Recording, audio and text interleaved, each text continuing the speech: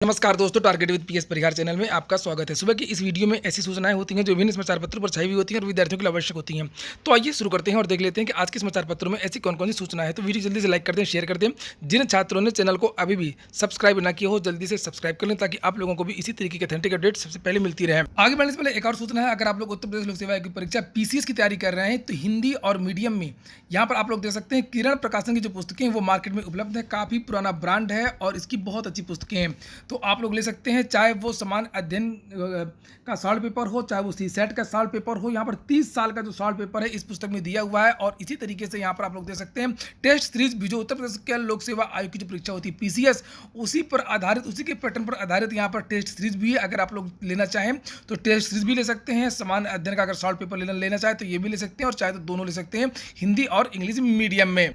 चूंकि बहुत पुराना और प्रतिष्ठित ये ब्रांड है इसलिए सभी कापी किताब की दुकानों में ये मिल जाएगा। और अगर आप लोग ऑनलाइन मंगवाना चाहते हैं तो उसकी जो लिंक है मैंने डिस्क्रिप्शन बॉक्स में दे दी है, वहां से जाकर के आप लोग ऑनलाइन भी मंगवा सकते हैं। चलिए शुरू करते हैं। आज सबसे पहले बात कर लेते हैं प्राथमिक शिक्षक भर्ती की। विद्यार्थी लगातार प्रदर्शन कर रहे हैं और उत्तर प्रदेश के विद्यार्थी मांग कर रहे हैं कि जल्द से जल्द प्राथमिक शिक्षक भर्ती का विज्ञापन जारी करें। चूंकि सुप्रीम कोर्ट में सरकार ने पहले ही कहा था कि 52,000 पद यहाँ पर रिक्त हैं उत्तर प्रदेश में और हमें एक नई भर्ती करेंगे, लेकिन नई भर्ती की यहाँ पर कोई चर्चा नहीं हो रही है। और सरकार के अधिकारी और जो मंत्री हैं वो समय समय पर बयान तो दे रहे हैं लेकिन उसमें कुछ भी स्पष्ट नहीं है। वहीं पर जब विद्यार्थी लखनऊ में धरना प्रदर्शन करते हैं तो विद्यार्थियों को धमकाया जाता है, लाठी डंडे मारे जाते हैं, गाली गलौज की जाती है पुलिस के द्वारा। वहीं पर जो टीवी चैनल, जो समाचार पत्र या जो भी इन विद्यार्थियों का समर्थन करते हैं उनके खिलाफ भी कार्रवाई की जाती है।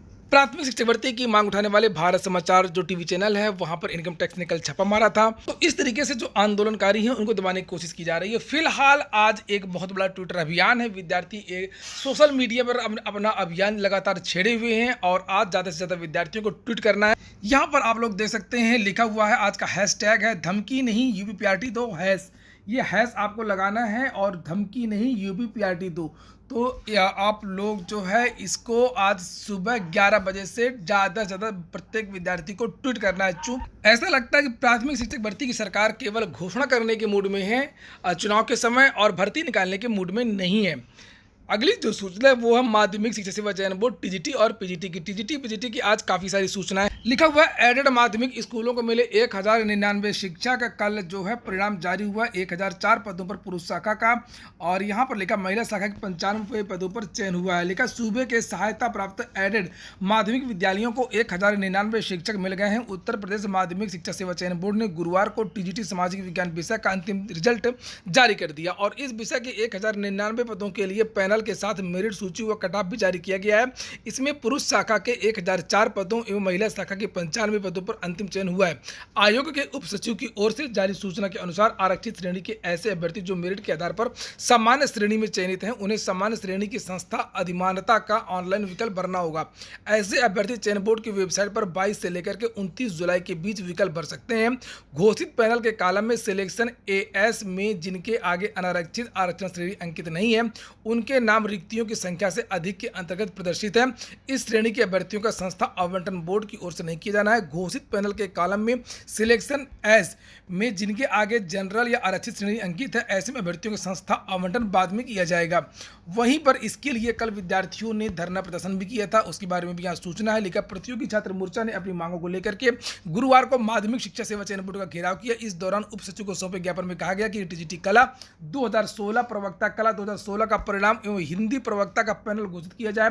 टीजीटी पीजीटी 2021 की परीक्षा से पहले तदर्थ शिक्षकों का विवरण जारी करने की मांग की गई है। 75 जिलों में टीजीटी पीजीटी परीक्षा कराए जाने का विरोध किया गया है। ज्ञापन देने वालों में विकी खान, भोलेनाथ वर्मा, उदय और विनोद रहे। तो इन विद्यार्थियों ने यह मांग की थी कि जो पुराने परिणाम वो जारी किए जाएं और तदर्थ शिक्षकों का जो विवरण है वो परीक्षा से पहले जारी कर दिया जाए। कितने तदर्थ शिक्षकों ने आवेदन किया है और उनके कितने पद इसमें जुड़ने वाले हैं। वहीं पर यहाँ लिखा हुआ कि माध्यमिक विद्यालयों को अगले महीने मिलेंगे 2846 शिक्षक। लोक सेवा आयोग से चयनित 179 प्रवक्ता, 2667 सहायक अध्यापकों की सूची विभाग को मिली। अभी हिंदी और जो सोशल का पैनल जो पोर्टल खुला है वहाँ उसकी बात हो रही है। माध्यमिक शिक्षा विभाग के इस तरीके से जितने भी जीआईसी हैं, राजकीय विद्यालय हैं, वहाँ पर ये अध्यापक मिल जाएंगे। इसी के साथ में यहाँ पर लिखा कि 6696 शिक्षक भर्ती के अभ्यर्थियों को आज बांटे जाएंगे नियुक्ति पत्र।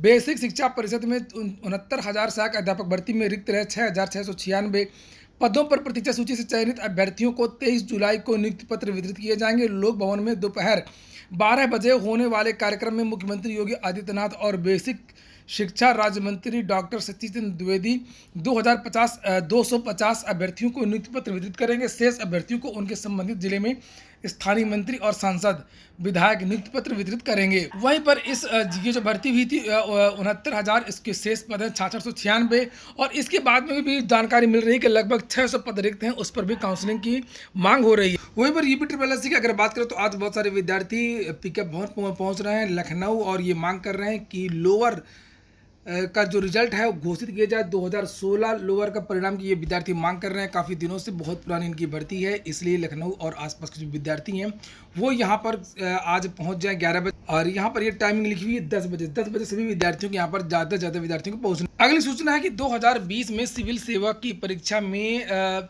शामिल नहीं होने वाले छात्रों को एक और मौका नहीं मिलेगा। केंद्र सरकार ने कल स्पष्ट कर दिया है। लिखा हुआ केंद्र सरकार ने बृहस्पतिवार को स्पष्ट किया है कि 2020 में सिविल सेवा परीक्षा में शामिल नहीं हो सके उम्मीदवारों को एक और अवसर देने का कोई प्रस्ताव विचाराधीन नहीं है। कार्मिक लोक शिकायत एवं पेंशन राज्य मंत्री जितेंद्र सिंह ने एक सवाल के लिखित जवाब में राज्यसभा को यह जानकारी दी है। असल में उनसे पूछा गया था कि क्या सरकार सिविल सेवा परीक्षा के उन सभी उम्मीदवारों को एक और अवसर मुहैया कराने पर विचार कर रही है जो 2020 में परीक्षा में नहीं बैठ पाए थे। सिंह ने इसके जवाब में कहा कि जी नहीं, ऐसा कोई प्रस्ताव विचाराधीन नहीं है। चूंकि बहुत सारे जो विद्यार्थी वो मांग कर रहे थे, कोरोना काल में विद्यार्थी एग्जाम में नहीं बैठ पाए थे, या तो खुद कोरोना संक्रमित थे या उनके घर का कोई सदस्य कोरोना संक्रमित था। वहीं पर प्रतापगढ़ में जो TGT और PGT की परीक्षाएं हो रही हैं उसके बारे में भी सूचना है। B.Ed की बारे में भी यहाँ लिखा हुआ है कि 30 जुलाई को जिले के 18 केंद्र पर होगी B.Ed प्रवेश परीक्षा। बात हो रही है प्रतापगढ़ की, चूंकि प्रत्येक जिले में इस बार जो भी परीक्षाएं हो रही हैं वो ज़्यादातर सभी जिलों में हो रही हैं। यहाँ पर लिखा है कि जिले में 30 जुलाई से लेकर के 20 अगस्त के मध्य 4 बड़ी परीक्षाएं होने जा रही हैं। प्रतापगढ़ में DIOS ने जिले में 30 जुलाई को होने वाले B.Ed प्रवेश परीक्षा के लिए जिले के 18 कॉलेजों को परीक्षा केंद्र बनाया, जबकि TGT, PGT और PET परीक्षा कराने के लिए केंद्रों का निर्धारण किया जा रहा है। प्रतापगढ़ में लिखा हुआ है TGT और PGT के बारे में कि जिले में पहली बार होने वाली TGT और PGT परीक्षा नकल विहीन संपादित कराना जिला प्रशासन के लिए चुनौती बना हुआ है। फिलहाल अफसर परीक्षा केंद्रों को अंतिम रूप देने में लगे हैं। विद्यार्थी इसी की मांग कर रहे थे कि कम से कम ऐसे जिलों में बिल्कुल परीक्षा केंद्र न बनाए जाए जहां पर कोई खतरा हो। और प्रतापगढ़, जौनपुर, गोंडा इत्यादि ये ऐसे जिले हैं जहां पर तदर्थों की बहुत बड़ी जमात है और यहां से पेपर आउट होने की जो संभावना है वो बढ़ती है। अगली सूचना रेलवे की भी है। लिखा 33 केंद्रों पर NTPC परीक्षा आज से शुरू हो रही है। रेलवे की नॉन टेक्निकल पॉपुलर कैटेगरी के पदों के लिए कंप्यूटर बेस्ड यानी कि परीक्षा जो 23 जुलाई से प्रदेश के 33 केंद्रों पर होगा और ये 7वें चरण की अंतिम परीक्षा है। प्रयागराज के institute of engineering and rural technology ने नए सत्र 2021-22 में दाखिले के लिए आवेदन की अंतिम तिथि 22 जुलाई से बढ़ाकर के 8 अगस्त तक कर दी है। अगर आपको यहां पर डिप्लोमा कोर्स के लिए एडमिशन लेना है तो अब 8 तारीख तक आवेदन कर सकते हैं। अगली सूचना उत्तर प्रदेश लोक सेवा आयोग की LT ग्रेड शिक्षक भर्ती की है। लिखा है कला का विवाद खत्म, अब हिंदी वालों ने भी मांगी नियुक्ति। कला में एक विवाद था B.Ed को लेकर के और वो विवाद समाप्त कर दिया गया है। अब हिंदी वाले जो विद्यार्थी हैं जिनका स्नातक में हिंदी के साथ में संस्कृत है, अब इन विद्यार्थियों की जो फाइलें हैं वो रोक दी गई हैं।